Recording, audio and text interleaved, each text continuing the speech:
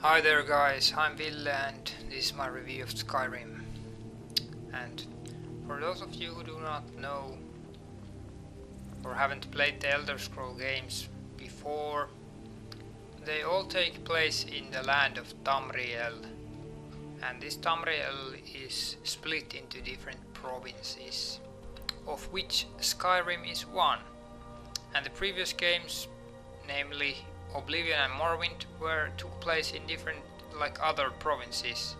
Like to the east of Skyrim there is Morrowind, where the Dark Elves live, and to the south there is Saradil, which was Oblivion, and that as the Imperials, like the Roman-like people, as their natives. And now we're in Skyrim. And this is inhabited by the Nords. You're someone who can get things fair-skinned and fair-haired, just like the Vikings, just like the Scandinavian people basically. And you can see the architecture here is very Viking-esque, very Scandinavian, very Norse-like. So that is the basic premise of these games.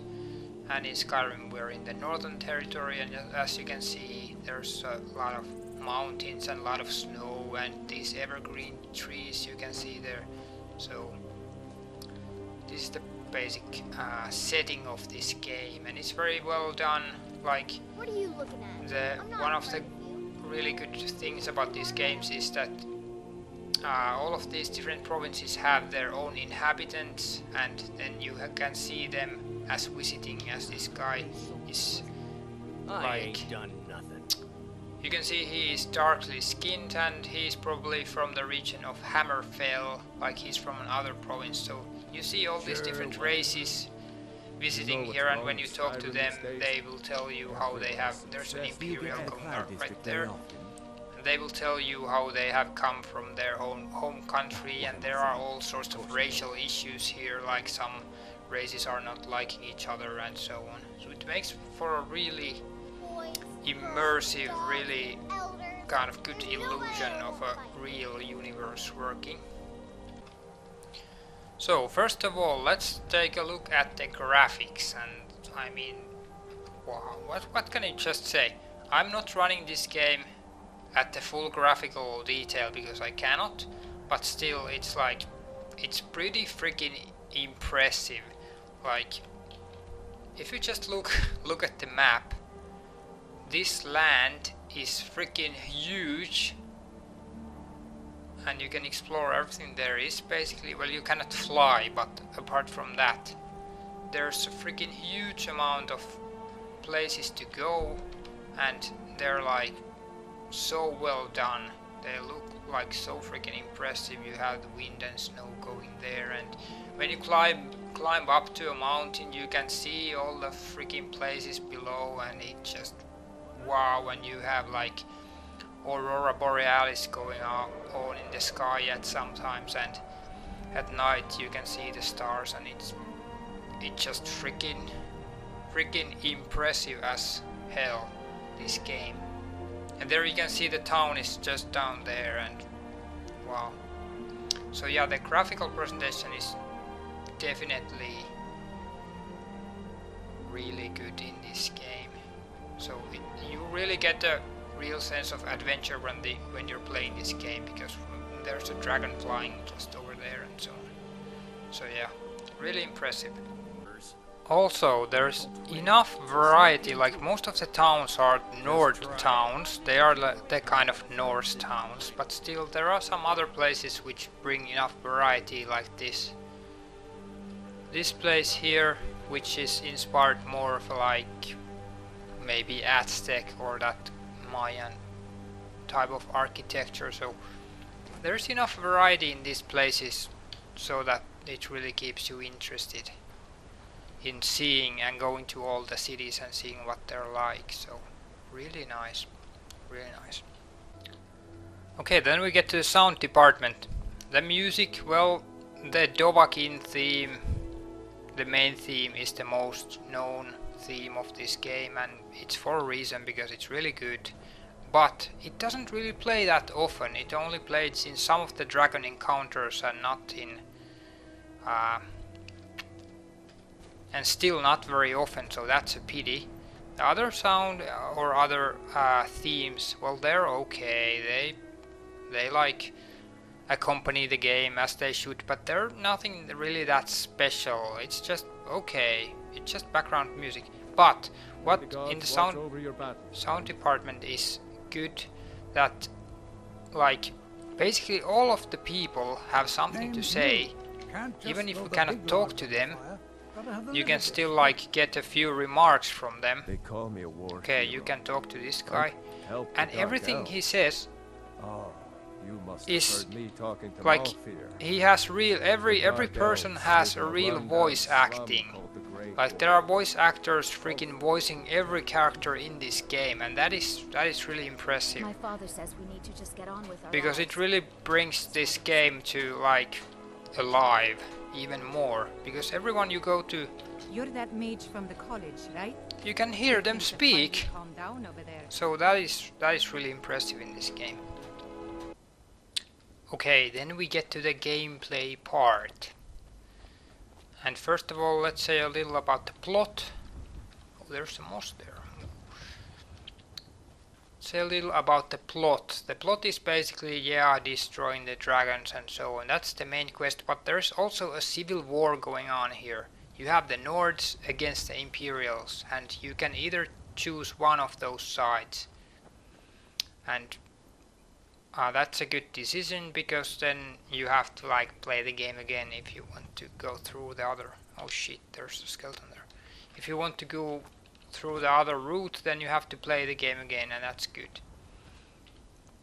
But basically it doesn't really affect the gameplay too much, whatever side you choose, because all the forts will be and all the towns will have guards of your own faction, but that's about it. There's nothing really much else that changes in this game, whatever faction you choose, Imperials or Nords. And I choose the Nords because that's what I thought that was appropriate, because this is their province, so of course this should be occupied by Nords.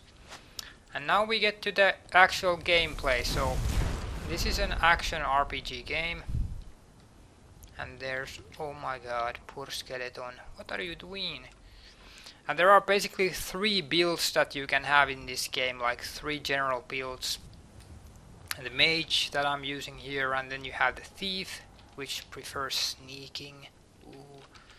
Using sneak attacks and using the bow and arrow, attacking from distance, and then you have the fighter, which just goes there and smacks them skeletons right to the face with his weapons and so on. So yeah, and as you can see, this, well, in this game you level up like your different skills, and this is really well done. Like Oblivion had too much shit going on, and now they have improved everything. Like they shoot that when you level up, you only have to choose from 3 attributes, that what do you want to level up, stamina, health or magicka, and depending on your build you basically need to level up only 2. Like I'm a mage, so I put like 2 to magicka and 1 to health basically, because I need magic and health, but I don't really need stamina because I'm not using melee attacks at all.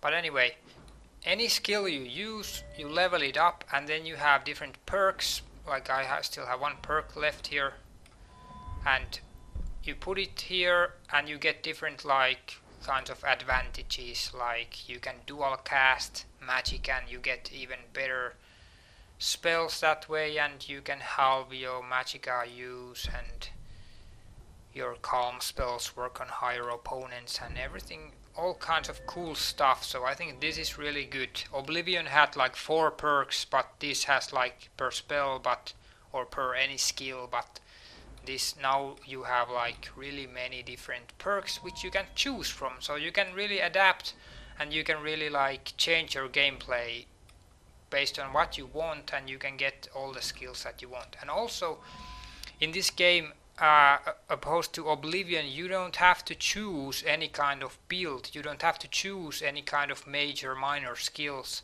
In the beginning, you can use whatever skills you want.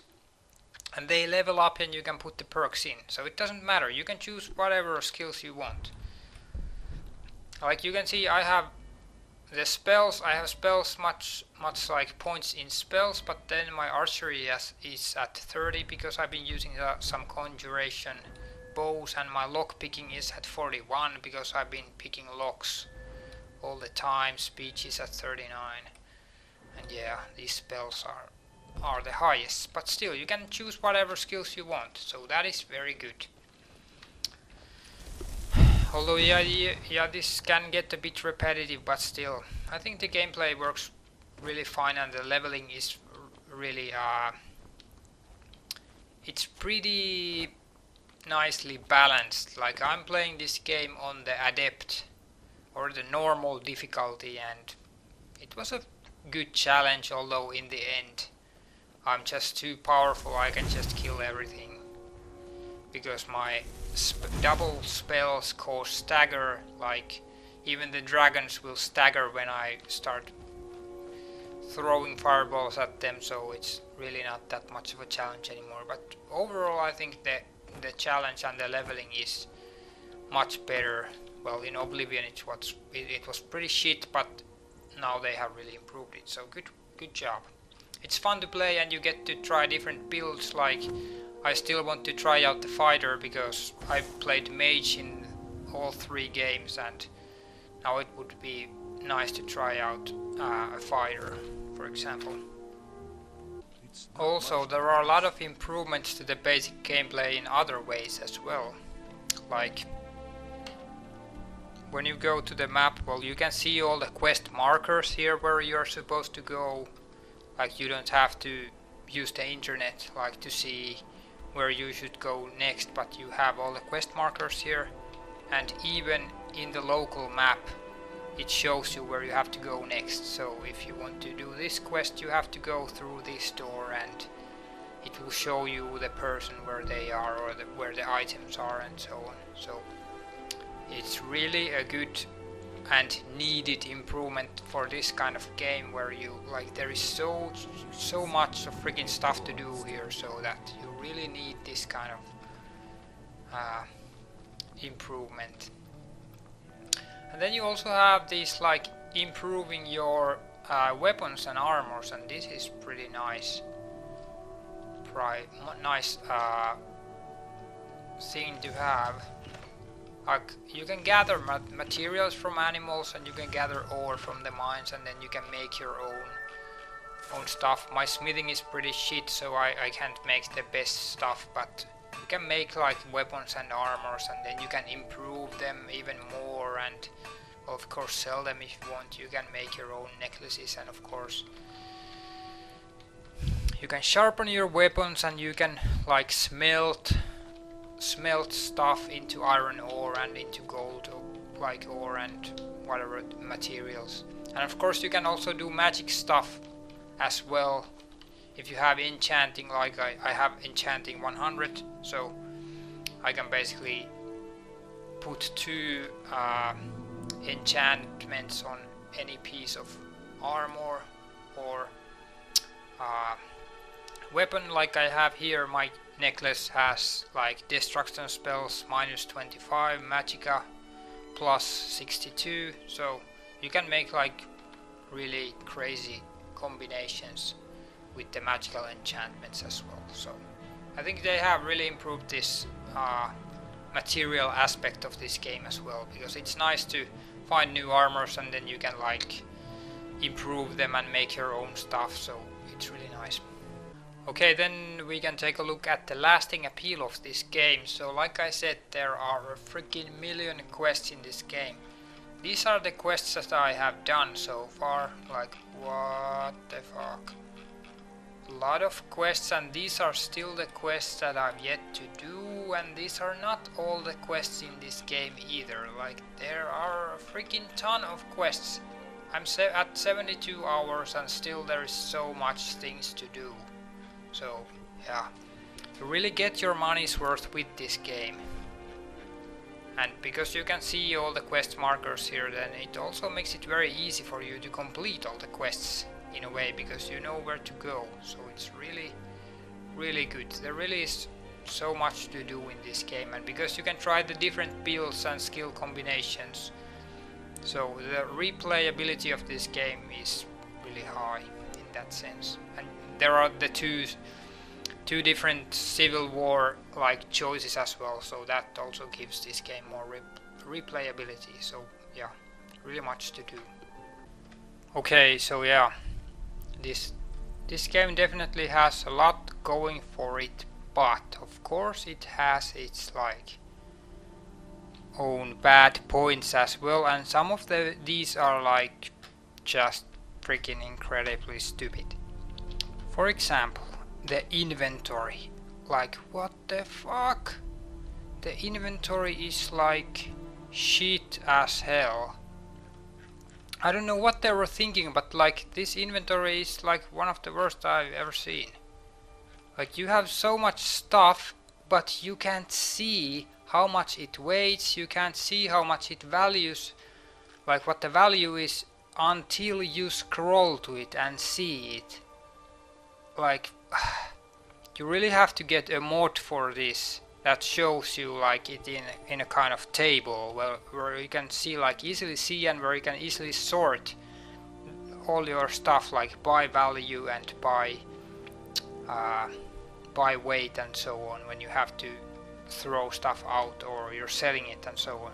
I mean, this inventory is just no. I don't know what, did they even test this game freaking, because this inventory is just so bad.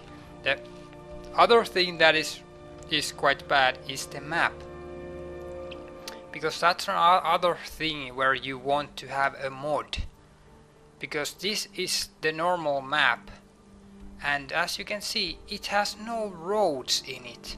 Why doesn't it have roads? What kind of map does not have roads? Okay, of course you can go from here to there, yes, but still you should at least have the roads appear when you go there. I mean, it's stupid that they didn't put this in, so you have to get a separate mod for that, so you can see all the roads, so it's much easier to travel where you're going. I mean, why? It makes no sense again. It's a stupid omission. Okay. If you think about the inventory, there's still something else, and that is the carrying limit. Like, okay, this is something that I modded for myself. I have like apparel. I use a mod where I have, like, see, I have to scroll. Okay, I have like a shitload of stuff because I have this mod on, but still, you cannot just like easily sort stuff. You have to scroll all the way through. So I use a mod where I have like this spell Sherpa strength, which gives you carry limit, so I don't have to like put stuff away, because that is the problem of this game, that there is so much loot, there's so much stuff going on here and there,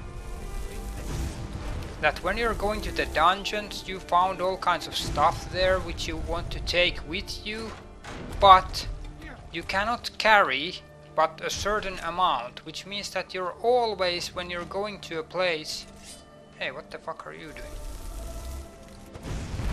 Always when you're going somewhere, Bad time to get lost. shut up, biatch.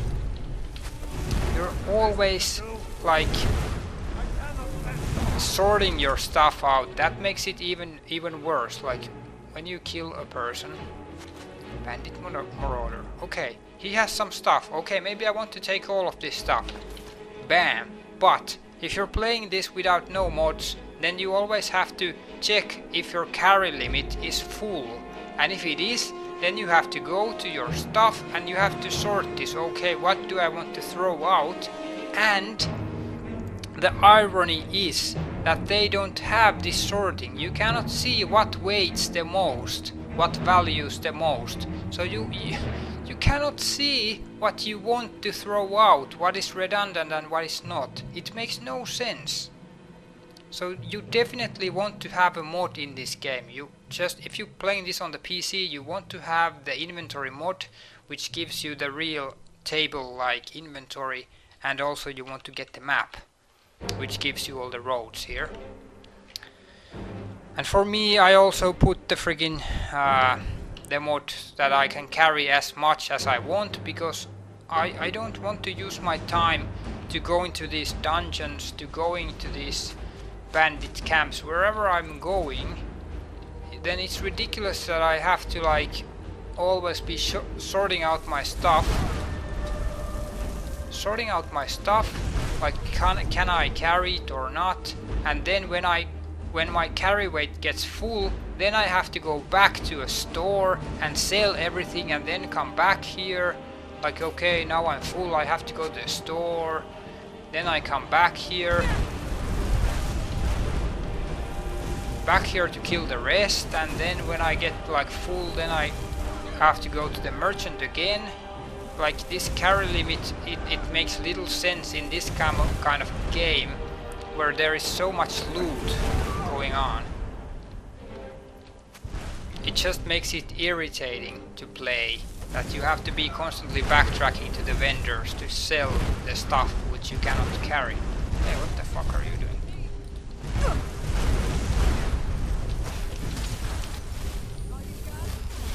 So yeah, that's I can see that it makes it more realistic that you cannot carry like everything, of course, but it makes it irritating. And the bad thing is that if you're playing on a console, then you have no way of modding this. You cannot, the inventory is shit, the map is shit, and you cannot modify this carry limit in any way. And for a mage, it's even worse, because as a mage, come on now, take an icicle to the boom. There we go. As a mage, you don't invest in stamina at all, because you're not using hand attacks at all. You're not using weapons, so you don't need stamina. But stamina also affects your carry limit, and in this game they don't have the spell which increases your carry limit.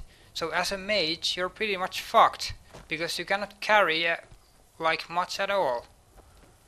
So it makes it even more irritating. And for a mage, there's also something else. Like in the PC version, you have eight like hotkeys for the spells, and that is good, because of course as a mage you need to use all kinds of spells and be able to use them fast. But for the console, you have 2 hotkeys. For the Xbox 360 as well, at least. You have 2 hotkeys for spells. Like, what the fuck? I mean, Oblivion had 8 hotkeys. Like, you just use it like the D-pad. You pressed it and then it like you had a circle for all the 8 spells. But now in the console version you only have 2 hotkeys for the spells. So it's like, what? It will be like, or it is really frustrating to play on the console, because you can only have two hotkeys, and then when you have to change, you have to go to the like this quick change menu, and then you scroll. Okay, I want to have paralyze spell. Okay, you choose that. Then you go there, you see the enemy, you paralyze them, and then if you need to use something else which is not in your 2 hotkeys, then you have to just like, okay, I have to take something else here now, unrelenting force. Well, that you can have. Well, yeah. So you have to constantly be using this quick menu to scroll and quick menu to scroll. So it's on the console, it's just really stupid. Okay, this is one more complaint that I have with this game. It is that it has a lot of side quests, but so many of those quests mean that you have to go to these caves and these freaking tombs and these, you know, these kind of underground places which all look the freaking same. It's like, why? What is the point? I mean, you have seen how beautiful this game looks. Come on now. You have seen how beautiful this game looks, like the outdoors environments are so great. They are so nice, and yet you spend your time going to these freaking catacombs again and again and again, and it gets so freaking boring. Like, why do I have to go there again? Because they all look the same.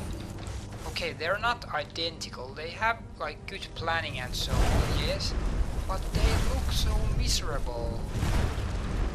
They look the same. They're all this kind of yellowish, yeah, yellowish design. Hey, it's a cave, it's a dungeon, wow.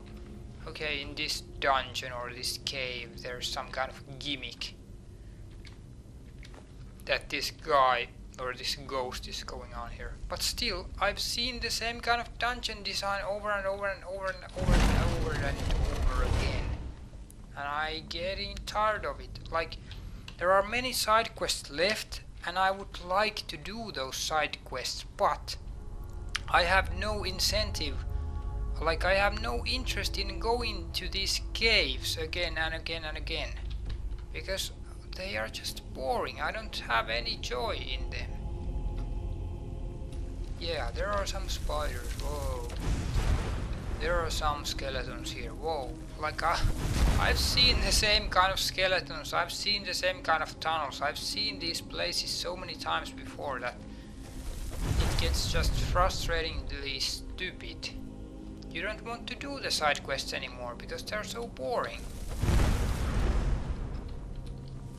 But the characters are really interesting, the quests are really interesting, but the thing that you have to go to these catacombs again and again, that's not interesting. And that's the thing, that's like surprising in this game. Just look at this map. This is a huge freaking map. And they're creating even more space with these catacombs and with these caves. Like, do they even need more space? Like, I can get it that if you build a catacomb or a tunnel, like, or a cave, whatever, inside this mountain, there's like a huge space there where you can like build these dungeons and whatever. Of course you get more space with that, but still, what's the point if they all look the same, if they all are such boring places? It doesn't make any sense. Why can't you make quests happen like on the ground? Because that is like the locations on the ground are such like so much more beautiful. So yeah, with the main quest for example, there's a lot more stuff going on. Like on the ground you're actually fighting people in the towns and so on, and there's much better looking places. But no, I don't like these catacombs at all. It's kind of weird contradiction that the game makers can make truly beautiful environments and still most of the quests require you to go to these really dull looking places. It's what? Why? It makes no sense. So, what is the final verdict for this game then? Well, it depends. Just look at the moon. Ooh, so great, so cool. Yeah. So the environment is huge and it's really a greatly built world. Like, I really like this, and it's especially if you played Morrowind and Oblivion that it all starts to come into place. Like the whole puzzle is coming together, because when people are talking about the different provinces, you already know that, hey, I've been there, I know that place. So the lore aspect is really great, and the combat and the leveling and everything works, but still there are like certain issues that are surprisingly childish and stupid in this game. So I would say that it depends on what system you are playing this game on. If you're playing on the PC, then definitely get this game, because you can mod it and you can like brush aside those stupid mistakes that the developers have made. But if you're playing on the console, then I don't know, it depends on your playstyle. If you're playing a mage, then you might just get a bit frustrated, because at least if you're using more than one spell, because you only have 2 quick slots for the spells, and at least for me, I like to use a lot of spells. Before I go, I cast mage armor. When I go there, I use destruction. If there are many people there, I might paralyze someone and so on, or calm there and so on. So using more than 2 is like obvious for a mage. Of course, then you want to have your healing spells and so on. For a mage, the console versions might just be annoying, and the fact that you cannot mod the console version, so you're stuck with this stupid inventory and you're stuck with the map and everything. So it's just I don't know. It depends. Have you played the games Morrowind or Oblivion on the consoles before? What did you think about them? I think Oblivion was okay. Morrowind definitely needed mods. So, but maybe if you're playing a fighter, then or thief, maybe it doesn't matter so much. Maybe you don't need so many hotkeys with those. I don't know. So yeah, for the PC, definitely buy this. This is a spectacular game. Like, the world is just huge and everything. And it's fun to play, and it has a lot of replayability, like value, but for the console you just might have to think about it. What class do you want to play? Do you get frustrated when you have to throw loot out over and over again? Do you get frustrated if you only have 2 hotkeys and so on, and you have to deal with the stupid inventory and so on? So yeah, it's a good game, but it definitely has its flaws. So yeah, I guess that's about it. So if you have any questions or comments, then leave them below. But yeah, definitely a good game, but still some imbalances and little things that should be polished. I don't know why Bethesda is doing it like this, because it's weird. How can they make such a huge world, such a polished game, which has some crucial elements that are not polished? Like, what? It makes like little sense. Why do they do that? I mean, yeah, sure, people are making mods. Are they like counting on that people are making mods? Because the mods improve the game so much, but you cannot, like, you're the developer, you should like polish the game to the like outmost extreme, because when people are buying the console versions, they cannot mod the game. So if you're giving them a game and expecting other people to mod it, and then these people cannot mod it because it's on console, then it's stupid. I mean, wow. I don't know what they're thinking, but it's just, it's a bit questionable, I think, because they should release a game that is really polished. Maybe the world is super polished, yeah, but the interface and all that should be polished as well. So yeah, good and bad, Bethesda, good and bad. So yeah, okay, that's that review. See you again. Bye.